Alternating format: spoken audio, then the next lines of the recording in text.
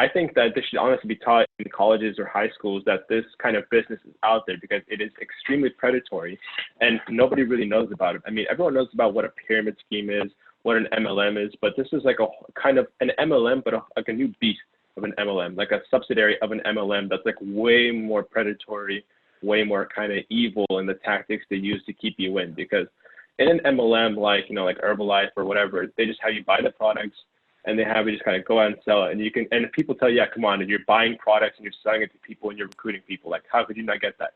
Here, they constantly put it in your head that, hey, we're not making you buy anything. We're not a pyramid scheme. Come on. You know, like, we're just opportunity sales, whatever. So they have a great way and a great understanding of exactly how to dig into your brain, take out that part of your mind where you're like, you know, skeptical, just throw it out and you just kind of get flooded.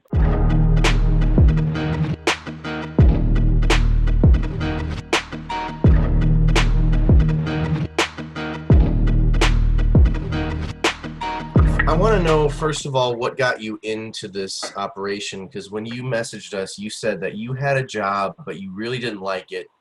You were looking to get something else, and you were applying to marketing internships, and that's how you found where you worked, correct? Would you mind just tell us a little bit about that whole process? What were you looking for, how they reached out, how they advertised themselves? Gotcha. So at this point in my life, I was working at like a local Red Lobster as a server, which is not that bad of a job. You make decent tips. It's a more high-end restaurant or whatever. And along with that, I was also going to college. So I was getting paid by college. So it was pretty good. It was not bad. You know, I got through Mother's Day, through Father's Day, through all that bull crap, but the money was good, so I didn't mind. And there got to a point where there was this event called Endless Shrimp. And I don't know if you've been to Red Lobster, or anyone who's been watching has been to Red Lobster, but I can tell you from a server's perspective, it is the biggest pain in the ass possible, because you do like 3-4 times the amount of work for half the tip, and it brings in a lot of cheap people. And I know because I went there with my family, so you know. I want to apologize because my wife and I love the Endless Shrimp. I'm sorry, but we make sure we tip though. So, but anyway, yeah, I know exactly what you're talking about with the Endless Shrimp. Yeah, that's definitely a time of year. Yep. Yeah. Oh yeah. So from a service perspective, I'm like, man, you know, I can't be doing this. You know, it's way too much work. And I'm like, for some reason in my mind, I'm like, okay, like instead of thinking about trying to get like another job at like anywhere else, in my mind, I'm like, okay, I want to do something in marketing. And I know it's like kind of a weird kind of job where you don't need like a lot of education. So I'm just going to try and apply for a couple of internships and see if I can get anywhere.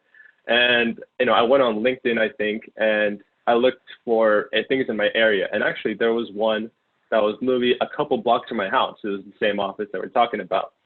And I'm like, okay, cool. And I went ahead and applied. You know, I don't have a lot of marketing experience or whatever, but I'm pretty much their, you know, bread and butter, you know, clientele. You know, I'm young, I'm kind of searching for something, and I don't have a lot of experience. So like, they had to bring me in like right away. Like, bro, this guy's like, we need him in right now.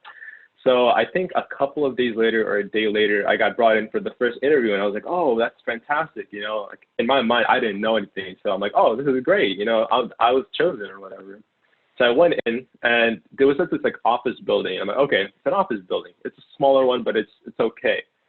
And you go up on the second floor, and it's in this awkward room called the marketing suite. And I'm like, okay, like it's in this one awkward room in the corner, but it's supposed to be some kind of an agency or something.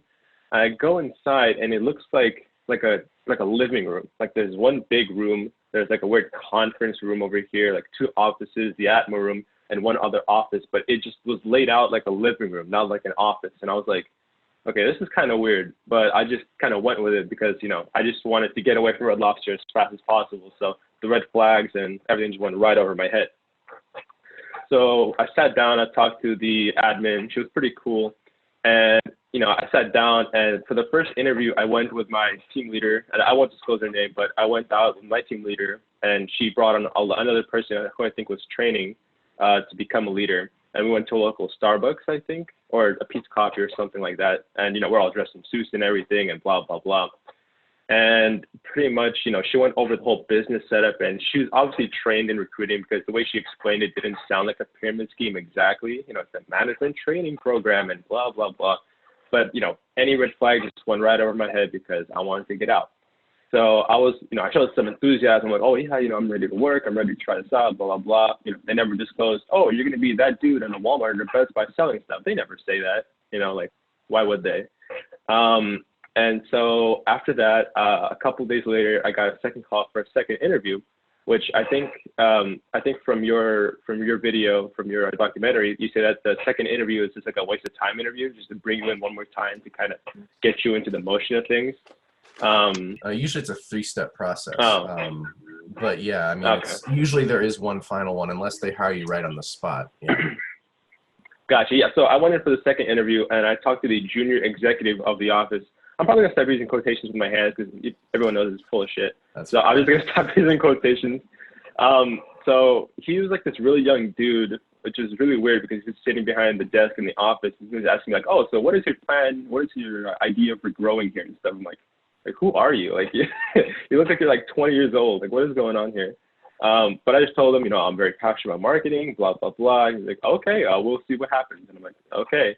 And so a couple of days later, I get a call from, it wasn't even the admin, I think this other guy who worked there, who I think was a second admin or something. And he's like, we had a very deliberate talk with the owners, and it was between you and 3 other people, and we went with you because you showed that much enthusiasm. And I'm like, okay, bro, come on. Like at the time, I didn't realize that he was, being all weird like that. But, if looking back on it now, they probably would have hired those 2 other people, regardless. So yeah. I was like, oh, okay, great. And so I came in on the first day, they had me sign everything. And yeah, I mean, that's pretty much how I got started. And, all the red flags just went right over my head and I just became part of it. Yeah, they made you feel rewarded for that, even though, like you said, if they didn't hire the other 2 guys, I'm sure they would have if they needed to. So like you said, you accepted this position because it was close to you, but once you got involved, that really didn't matter because even though the office might have been closed, you were driving everywhere, right? Oh yeah, no, yeah. That's what made it really funny for me because initially my team leader drove us around, so I didn't find it that big of a deal. And we went to places, it was fairly close by, and I don't know why I didn't see it at that time, but looking back on it now, I'm like, bro, come on. And my car is like older, like it's not a brand new Tesla or anything, so driving like really long distances or whatever for me would be like a big deal. I'm like, with this idea that, hey, this office is close by, sometimes I could even walk there or whatever. This is great. You show up there, okay, guys, we're going to be heading out to SF. I'm like, wait, what? And, at one point, so for a long time I was with my team leader. She just drove us over there. And surprisingly, she had a car. I know how you talk about in most of your interviews, a lot of people just don't even have cars. But here, people actually had vehicles, which I thought was pretty impressive, looking back on it. But after a while, when I became like my own account manager, because I actually got promoted to an account manager at one point, they made me go by myself. And I was still like learning how to do sales and everything. I still didn't understand how the whole system worked. So I was like, man, I can't go by myself. I still don't know what I'm doing. But I said, no, you're going to go by yourself. And you're going to go to Los Gatos, which is like I think like an hour and a half from like where I live. So me driving that far for the sake of going to a Best Buy and not making one sale a day and driving all the way back in my busted up car, I could tell you it wasn't the funnest of times, and it made me, I think that was that same day when I actually quit. But, it really makes you think like, oh my God, what is going on? I drove this far. I didn't make any money. If anything, I lost money due to the depreciation and loss of gas in my car and everything. And I mean, yeah, there you go. You had talked about really the sense of camaraderie that you experienced in the office, and I think that for anyone who's ever been in one of these places, it's very palpable, right? Because these are people that seem cool, they seem hip, they seem happening, they seem successful. These are the people that you want to be around for any reason, socially, professionally, to help you in your career. And it does create this sense of wanting to be there and wanting to be around these people. And I know I experienced that. Can you kind of describe a little bit about how you, like from your first day impressions to actually getting to that sense of camaraderie that you talked about? Yeah. So, I mean, initially on the first day, it's just like a first day of anything. You don't really know anybody, feel kind of left out, but they're so, over their approach anxiety, they could just come up to you and just start talking to you and start, separating you from the other group of interns or whatever. And you're just like, whoa, okay. And you're kind of like being led in a way. And like, I hadn't felt like led or whatever in a very long time. Like even at my old job, like somebody leads me over and starts telling me to do stuff like right in front of me and making me, like that kind of idea. So it kind of already started putting that manipulation in my head. Hey, you have to listen to this person. They know what's right and everything. And so it initially kind of started like that. I was a little bit, closed off initially. But then, on the first team night, I was able to talk to more people in the office that came over there. I think I was the only intern that actually went to it because it was close by or whatever. So I'm like, okay, I'll go. And I was able to talk to people more, and they were all like, yeah, I have such aspirations for the job. I'm going to open my own office. And it's really, the first part is just being around people who show a sense of like growing as a person, or the sense of that they're bettering themselves. Because being around people like that, it's really good. Especially because they say, the 5 people you're around the most is what makes you up as a person. And I'm like, oh, being around these people could be very helpful for you because, they're so into bettering themselves and, opening their own office. And wow, that's really cool because a lot of people I know are just super comfortable in their lives and just call it a day. So that's initially how it started. And I really started to get good with these people. But they have the tactic. They've perfected the art of making you feel like you're a part of the group, and they can cut you off whenever, you're not showing the right attitude or whatever. And this was a very, probably the most painful part for me besides, the lost time, besides whatever, because, as a kid or whatever, I came from Ukraine. So I didn't have a lot of friends. I was like kind of an outcast.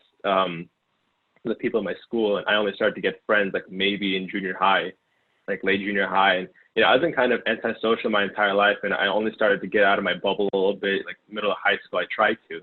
So anytime people brought me in and like made me feel like part of a group, I was like, oh, this is fantastic. Finally, I have like friends I can depend on and stuff.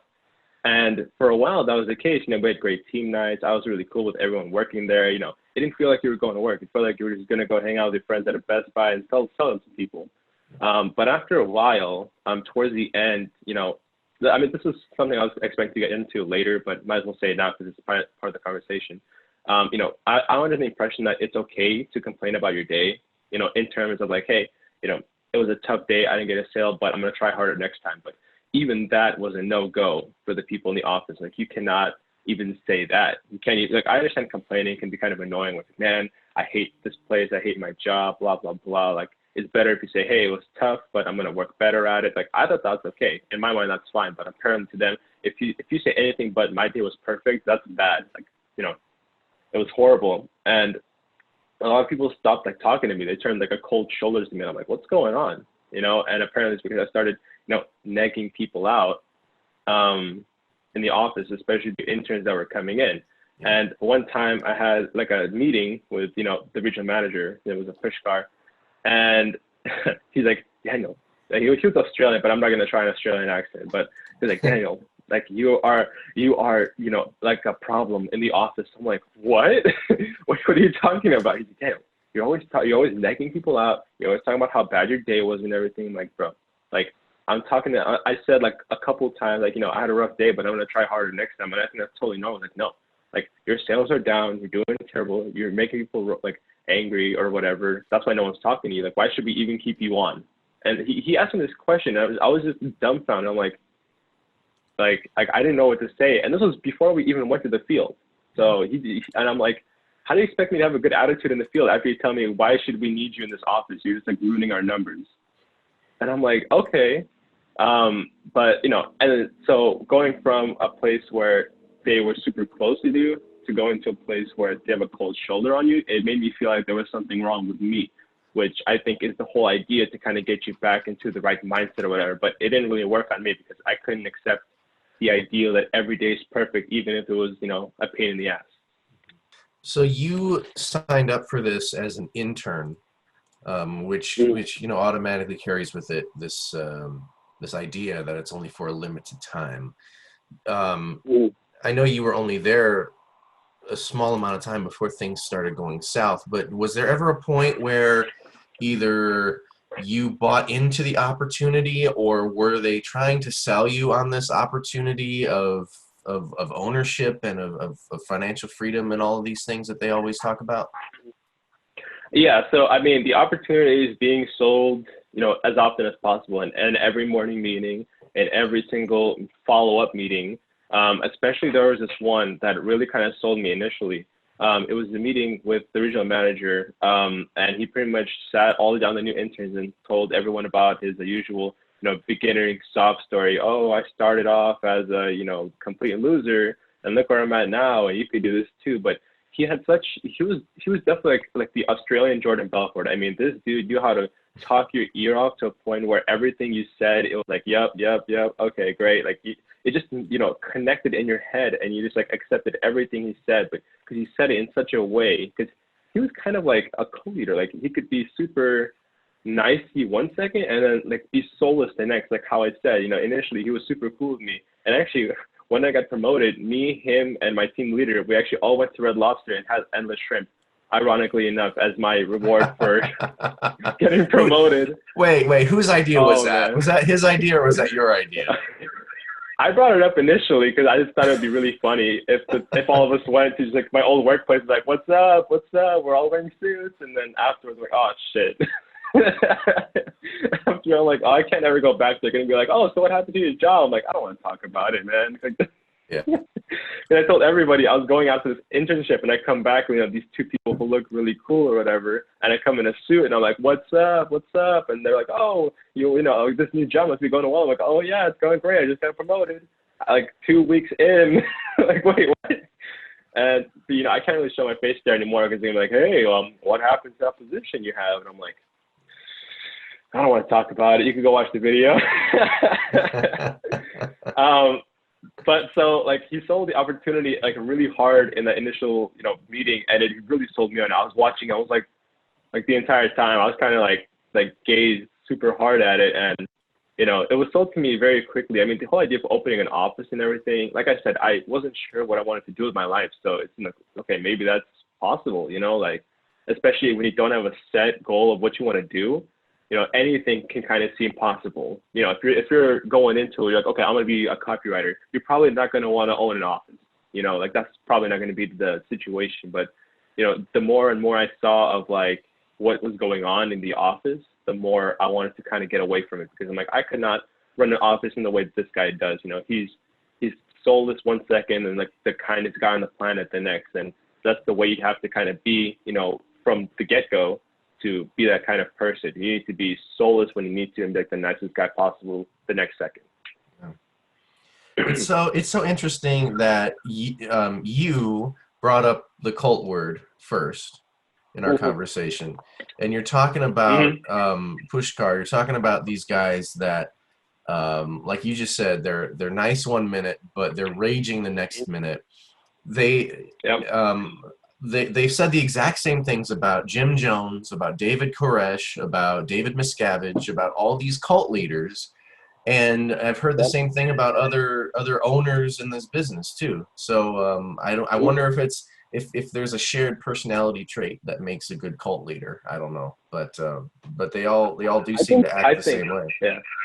Yeah, I think they have to go through, I'm sure they've been in this business for long enough that it's probably drilled into their head. I mean, for all we know, they could have been really decent people before they joined the office, for all we know. Or maybe they were just born with this kind of personality, and that's it. They're just into it. But I could tell you one thing, that personality gets you really far in sales, like that no BS kind of attitude where, you're super nice to a customer 1 second, and you're soulless to them the next. And actually, there was somebody in the office who was this like amazing salesperson. Like, besides the fact that they were in this office, like they were always the high roller, which I never understood how much money he made, whatever. I don't really care. But the fact is, I saw him sell, and this guy was a machine. I mean, like we would be in a Walmart one day, and he was talking to this woman, and he was talking to her like really fast. He had like that classic Jordan Belfort tongue, like I was talking about before, where he just goes through the pitch real fast, and you just kind of agree with everything he says because he says it so fast and so concisely. And he's like, yeah, you got it, yeah. Mm-hmm. And he's just going through it, but so confident that you're just like, okay, yeah, let's just get going with it. And this one woman, he was trying to put in her social security number or something like that to like get her, signed up. And like she was having trouble, or she was taking too much of his time, and he literally started pitching the next person walking by. as she was like talking to him. Like he literally just looked away, like, yeah, okay, quick question. Oh, okay, no one. And he went back to like, I'm sorry, you were saying? And then I watched him do that. I'm like, yo, but for the woman, it made her like even more desperate. Like I think the fear of loss was so strong in her for like that 2 seconds. She's literally like, okay, I need to like figure out how to get this thing because this guy is just moving on. Yep. And I mean, I'm not gonna lie, that worked. Even on me, that worked. And I wasn't even getting pitched. I was like, holy shit. that kind of spooked me for a second. Like I could never do something that intense, you know, like that's next level. So if this guy was working at a dealership or working anywhere in sales, he would have made it so long ago. But what he claimed was he actually quit college because he was doing business administration, like to get like his BA or something. And he's like, I actually quit college because I feel like this was a better hands-on experience to running an office. And looking back on it, I'm like, ooh, sorry, bro. Unfortunately, you're too deep now, you know, like, damn. Because he can't go around anymore telling people, oh, I quit college for this. Like, he's going to have to hold that, you know, to himself for the rest of his life. Yeah. And that's unfortunate because, you know, it sounds like he follows the systems to the T, you know, like you said, fear of loss, you know, all these other things. Sense of urgency for sure, you know. So in terms of what is being taught by these companies, I mean he's doing everything correctly, but you know, even if he gets to ownership, he's gonna find out that you don't make any money, dude. You're making maybe $30,000 a year, 45 if you're an awesome owner. But take those skills elsewhere, and you could make bank. And we could definitely talk about another conversation completely about the ethics of sales, but that's something that we could probably spend weeks talking about. So you had mentioned earlier a certain one day in particular that was very pretty much a driving force to you quitting. So when you left, was it because this was just the natural ending of your internship, or did you make this decision? Did someone else make this decision? How did you get out of this? So it was a pretty interesting exit, actually. So it was that day I talked about it a little bit earlier. I kind of foreshadowed it. So I went to Los Gatos in SF, and at this point, I was like, you know, my push cart talked to me about being a piece of shit and not getting any sales and why should they keep me on. So I was already freaked out, you know, just from the get-go of even going to that day. I was just in my car, just in silence, like thinking and just like, oh my God, feeling like I've never felt that feeling before of just like, I don't even know what to explain it. I wasn't even embarrassment. It wasn't anything. I think it was like shame, maybe. I don't know. Yeah. But it just felt really strange. And on my way there, I was driving an hour and a half just to get to this Best Buy in the middle of, you know, SF, which, I mean, it was a higher end place, but still. And I was over there and I'm like, man, like, what am I going to do? Because, you know, they don't even want me there. Everyone's turned on me. Like, what's going on? And I was in a very dark place just at that Best Buy. I was just like at the podium and I was just like thinking to myself, I was literally just there. I'm just like, oh my God. And at that point in time, my friend, he texted me, which is kind of funny and kind of, you know, perfect timing because he wanted to set up like a little business thing or whatever. Unfortunately, that never fell through. But at the time, he's like, hey, man, you know, I wanted to hit you up because I wanted to see if you're still interested in doing this business thing. I'm like, oh, thank God, it's like an exit because I can't go back to Red Lobster because I don't want to say I flipped everybody off because I was pretty nice in my exit. But if I came back, I would, you know, have to do everything they said because they'd be like, oh, well, you quit, so you have to do everything. So I couldn't go back. And for some reason, it didn't click in my mind that I could just find a job somewhere else. Like this was even pre-corona. So it wasn't even that big of a deal. But nowadays, you know, anyways, I was there and I was like, oh my God, you know, and I think I got like one sale that day, but it didn't matter. And I headed back and I was driving. I was stuck in traffic for like 2 hours. And this kind of goes hand in hand with the whole challenges thing, which I believe I brought up in the email. So I guess I'll just insert that now. So pretty much every Friday, I believe, they had a challenge day. You think in your mind, okay, you know, a challenge day, that must be some kind of like fun, you know, event for the office, you know, and like if you win or lose, it's just like fun competition. No, they took it very seriously. The rewards and the consequences for not getting more sales was very intense. You know, there was like tie cuts. You had to buy somebody a whole new suit. You had to buy them breakfast, buy them a car. And I don't know how often they did those bigger things. Maybe that was just like, you know, like a thing to say to kind of get the other people a little bit afraid. But, you know, I've seen tie cuts. And so they did this thing called a pie in the face, which the winner would put shaving cream on their hand and slap it in the face of the loser, getting shaving cream all over their suit, all over their face and everything. And shaving cream on your eyes, like I say, does not feel good. I can say from personal experience, you know, over there. But so anyways, that day, like I didn't like to challenge anybody because I still felt I wasn't confident enough in sales, and also the whole law of averages thing. It doesn't really work as often, especially when you're, you know, selling services like Xfinity and a Best Buy. Like it doesn't really work that well. You can't.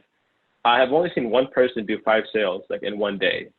So if you're going up for competition, especially me, I wasn't confident because I was maybe getting 1 sale a day. There's like no way I would win. And so my team leader always put me up for a challenge. Like I'll just be in the corner, right, just watching everybody. My team leader would throw in her pen because that's how they did the challenges. And she's like, all right, I challenged Daniel. I'm like, wait, what? And she's like, I challenged him to this guy. And I'm like, oh, why? Just leave me alone. And she said, okay, you know, you guys are going to go against each other. It was me and this other dude who worked at the other office, but he was in the same admin room. Like I said, it's very confusing. And the challenge was we had to do 30 push-ups and we had to sing the other person's national anthem in front of everybody. That was the challenge, right? And I'm like, okay, all right. And so I went to this hour-and-a-half place that's there. You know, it was 12 p.m., the usual 12 to 6 shift, right? And, you know, I had to leave very early. I got 1 sale that day. I'm like, well, I probably lost anyway, so whatever. I'll just leave. It was around like 5 o'clock. So I left it there, but I got caught in traffic. And pretty much the rule is if you don't make it back in time, you automatically lose. So I got back and like, you're supposed to be back by 6:30, and I got back at like 7. So they were all hanging out in the admin room after work. I come and it's like, oh, look who it is, you know, Daniel's back, you know, and he lost. And the other guy's like, thank God you lost this. I didn't get 1 sale that day. And I'm like, come on, bro, that's not fair. I actually got a sale, and this guy just got here faster.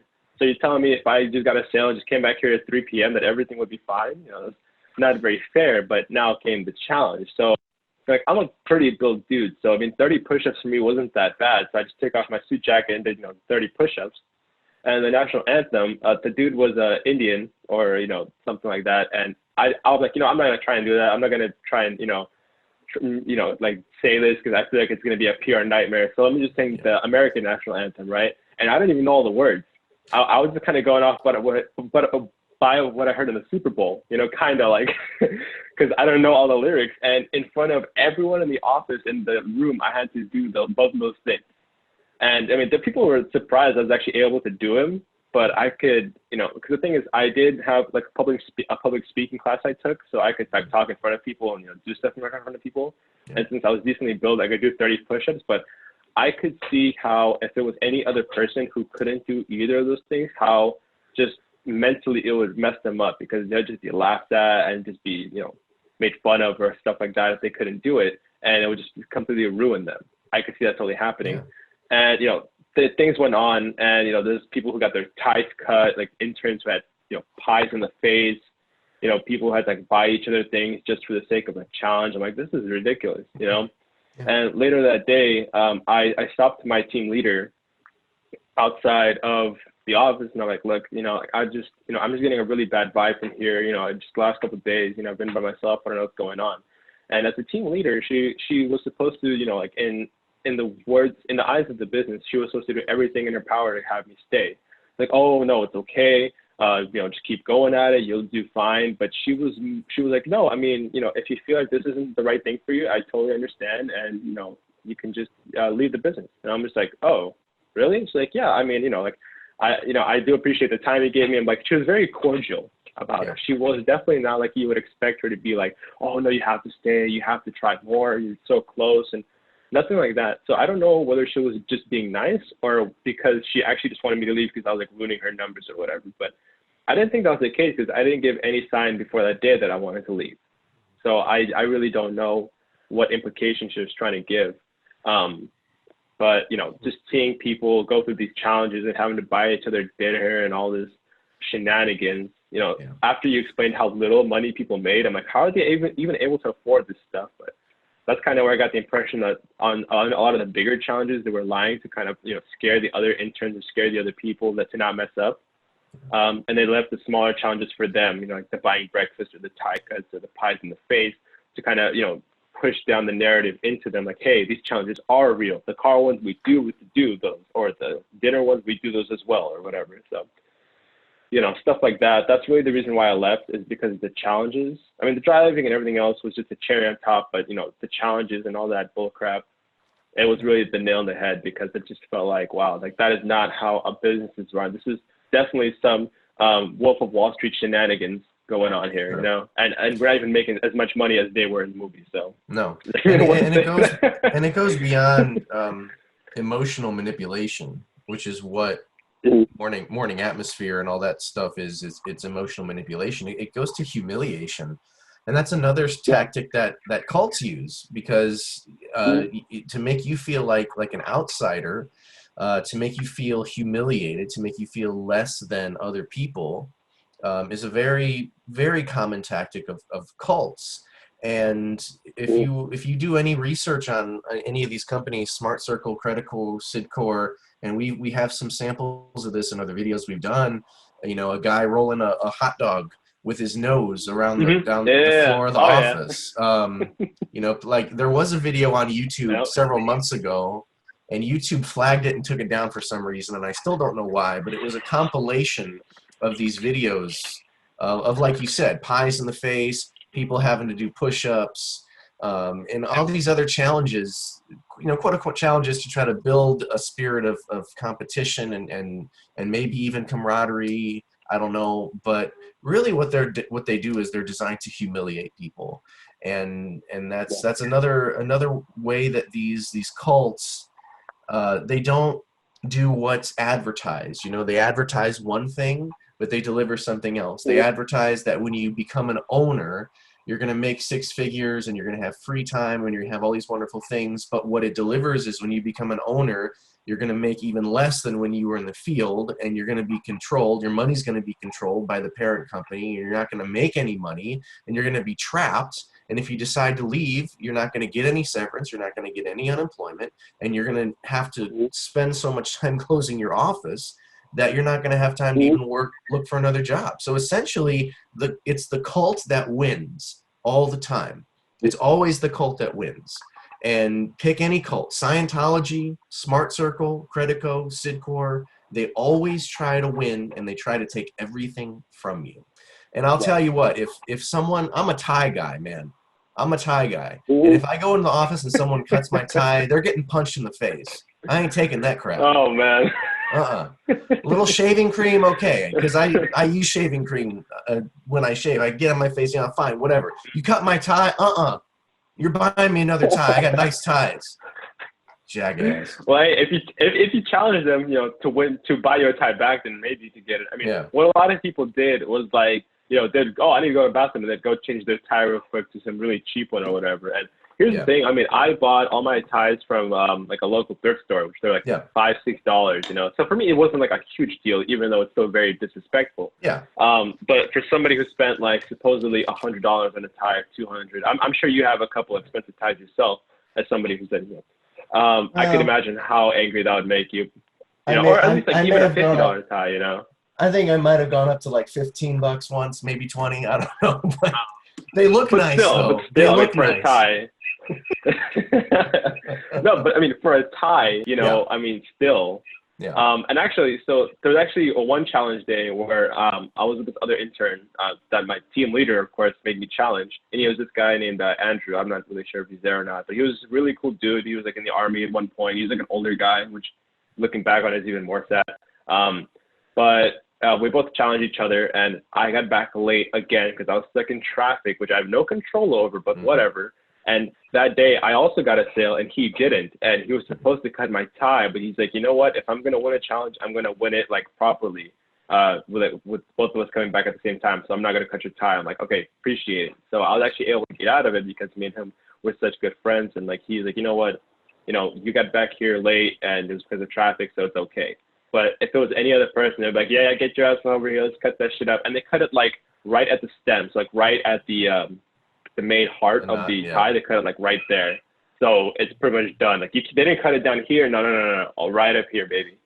And oh boy. The other thing I like to mention is how, like a lot of these companies, like if I was told I would be selling items, for example, or selling, some crappy items, some crappy like drop shipping-esque products in stores, I would have definitely said no right away because I know it's a scam. But the difference is that you're selling, Xfinity services to people, which in my mind, I know Xfinity is Comcast, and it kind of builds this connection in my head, like this idea, oh, it's an actual product you're selling. You're not just selling, whatever. And actually, this is a point they brought up where, hey, we're selling Xfinity. We're not selling some BS products, so we can't be a pyramid scheme. We can't be a, BS business because we're selling actual services. And in my mind, that was actually one of the reasons why I stayed there for a long time because it's like, oh, I'm actually selling actual services. I'm a salesperson, it's legitimate. But in reality, I mean, I think we did sell like actual services, but I think Xfinity and AT&T and companies like this are using this kind of labor to really push up their sales because they don't have to pay you unless you make a sale. And a lot of the times, people didn't like to get things connected because especially, like you get, for example, I had a day where I high rolled, where this one woman, she was in like desperate need to get out of AT&T or something like that. Like she had like a bad contract. And my leader at that day, it wasn't my team leader, it was a different person, said, yeah, man, we have to get on her right now because she's desperate. We got to get her to buy it. I'm like, okay. So I actually signed her up for all 4 services, which was internet, phone, security, and internet. And like all the most expensive options, like $300-$400 a month. And I high rolled the office because I got like, a 1 for 4, which is 1 tablet for 4 sales. It's like a big deal or whatever. And she ended up getting none of those services installed. So I didn't get any money for it. I'm like, oh my God. So, the funnel for customers is horrible because, like everybody up here, and you get lower to people who actually want to talk to you, and you get lower to people who actually want to listen to you.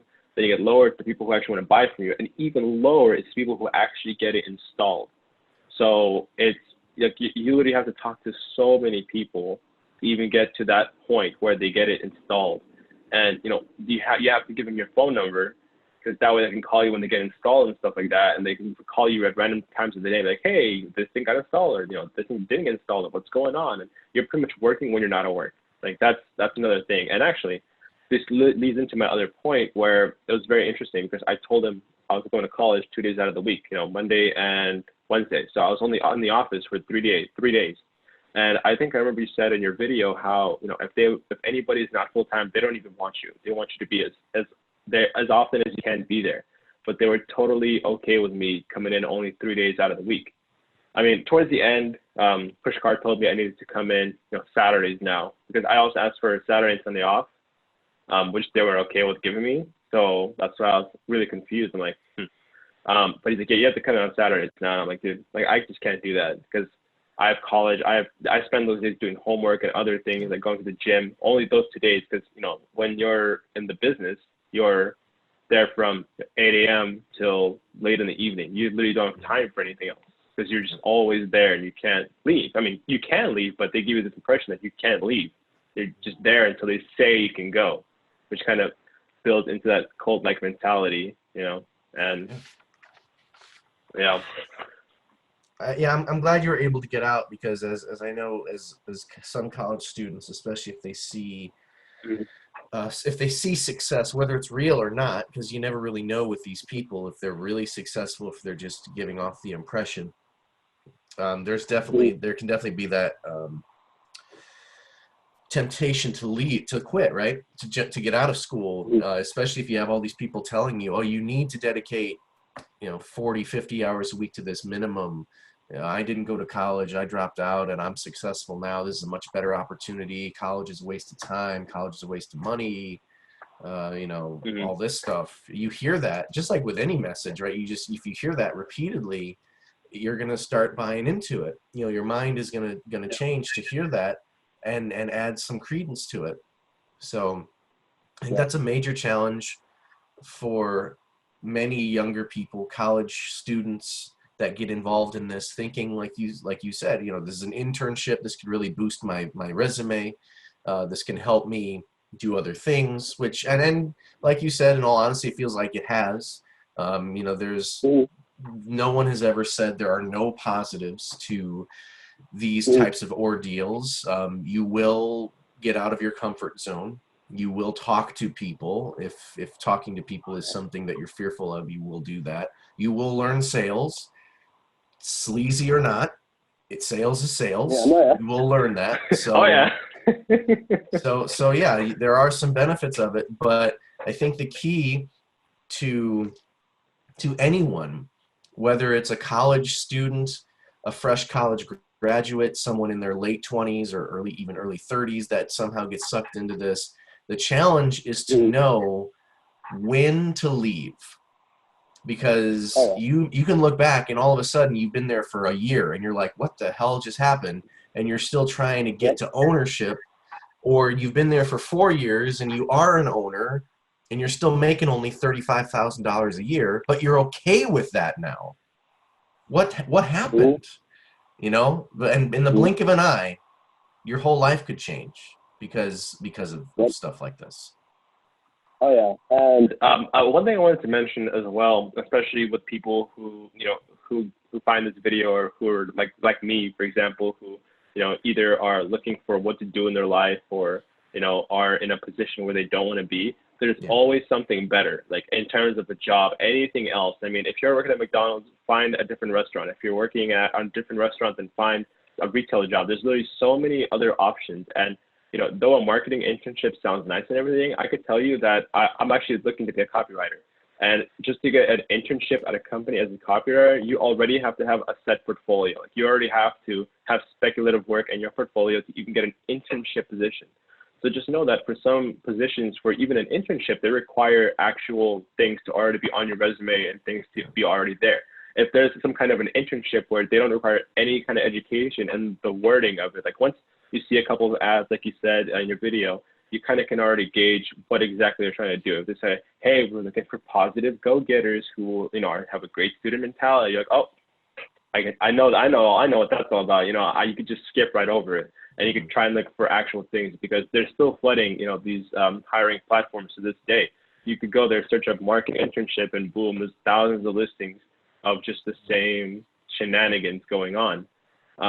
So I think that this should honestly be taught in colleges or high schools that this kind of business is out there because it is extremely predatory and nobody really knows about it. I mean, everyone knows about what a pyramid scheme is, what an MLM is, but this is like a kind of an MLM, but like a new beast of an MLM, like a subsidiary of an MLM that's like way more predatory, way more kind of evil in the tactics they use to keep you in. Because in an MLM, like Herbalife or whatever, they just have you buy the products and they have you just kind of go out and sell it. And you can, and if people tell you, yeah, come on, and you're buying products and you're selling it to people and you're recruiting people, like how could you not get that? Here, they constantly put it in your head that, hey, we're not making you buy anything. We're not a pyramid scheme. Come on. We're just opportunity sales, whatever.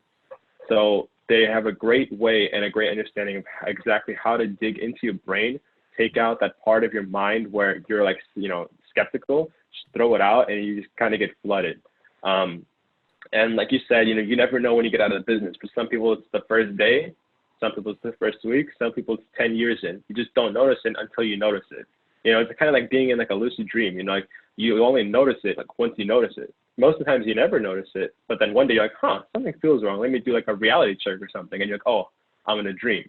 This is kind of the same idea. You just keep going, you just keep rolling with it for so long. And you're like, wait, let me look back what I'm doing. Oh, I'm 10 years in and my life is ruined. Oh, shit.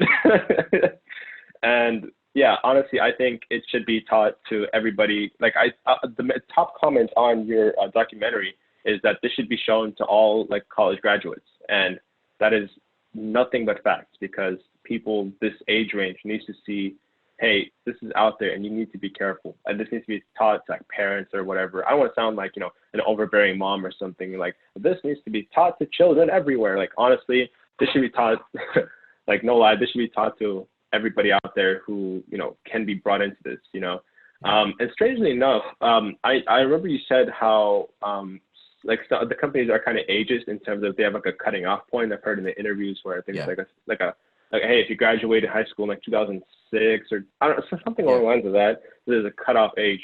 But here we had people who were like in their 40s, like people who were older even, in the company, which I was really confused by after watching the video. I'm like, like we had older people there, but maybe they were just so desperate at that point that they were just willing to take whatever, you know. But there was mostly younger people, younger individuals, and it's unfortunate because they had so much promise. They came in with such a great attitude, and then, you know, they didn't know what they were getting into. And you know, I've always like wanted to go back there, just kind of go in that office and just walk over to them like, guys, you have to get out of here. I mean, of course I'll never do that, but it's, you know, I drive by that place literally all the time, that same office building, and I still see the same cars in the parking lot. And every time I drive by, it just all comes back to me. And I could tell you, I was, you know, physically, mentally, emotionally exhausted. Like literally, I was so tired every day because as an account manager, once you get promoted, you have to come into the pre-morning meeting, which is like at 6:30 or something. And for me, like I said, I live close by, so it wasn't that big of a deal. But there's people in the office who were like in San Jose or, you know, wherever, who had to drive like an hour to get to the office. So they had to wake up at like 5 a.m., get there and do all this shenanigans, wake up the next day and do it all over again. And I'm like, oh my God, thank God I live like right there, because otherwise I couldn't do it. And they have like, you constantly, like, especially that morning meeting was really kind of what got me questioning, because they were like, guys, what do we need to do to keep people here? Like, that's what they said. And I'm like, wait, what? Like, why are we trying to like keep people? Why don't we just like, you know, like, just, I thought we were legit. Like, why are you saying as if we're like, you know, keep them here, whatever. Like, I'm like, that wording was really strange to me. It just kind of, you know, it just stood out so strangely to me. Like, keep them here? Like, that was really weird. And everyone was like, oh yeah, we need to do this more. We need to do that more. And I'm just like standing over there. It's like, okay, you know, and that was the first thing that kind of unsettled me initially. And yeah, I mean, I know there was a couple people working there who were like, yeah, you know, like, my parents were struggling, and I was really fortunate to get the opportunity because I can take care of them. And I was like, looking back on it now, like I'm not in the same boat exactly, but I was under the impression, oh, I could take care of my parents, you know, I could, you know, help them live and everything and blah, blah, blah. And, you know, that's how what you said is they try and find those pain points of yours to try and keep you in the business. Like I said, my team leader didn't try and keep me in, but I could see them easily using that against me. Like, hey, you know, you want to make money, this is how you do it. Or you want to have your parents retire and take care of them, this is how you do it. Otherwise, there's no other way to do it. Yeah. So they give you this impression that there's no other position out there that exists for you to have. And only afterwards, you know, I'm like, oh, like, there's so many jobs in the area or whatever. I just have to apply and just try and get them, you know. Yeah, it might not be a marketing internship, but it's a job that actually pays you and gives you some kind of benefits for working there.